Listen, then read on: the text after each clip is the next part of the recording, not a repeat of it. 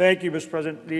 Earlier I was on the floor and talked about how important it is, along with my fellow colleagues, how important it is that we move this bill and that we get it done now.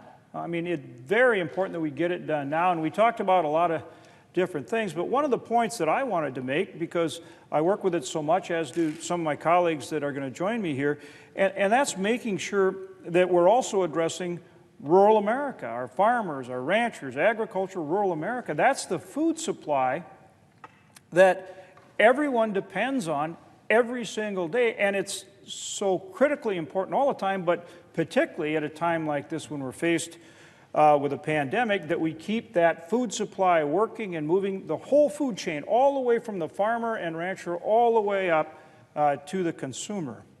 And as a result of what our farmers and ranchers do, every single American benefits from the lowest cost, highest quality food supply in the history of the world, and they can count on it. They can count on it. So as we pass this Phase 3 bill, which is now, I think, about $1.8 trillion, we cannot leave the farmers and ranchers of America out of the bill. It's that simple.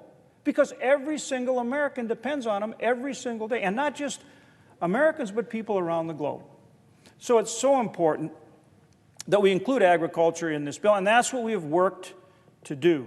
We have worked to make sure that there is provision in there, so whether it's our cattle producers or whether it's our farmers raising crops across this great nation, that they can continue to do what they do every day on behalf of all Americans. And so I talked about that a little bit earlier, but some of my colleagues want to join in emphasizing how critically important that our farmers and ranchers and rural America is part of this legislation. You know, you see on television the cities every day and what's going on in the cities.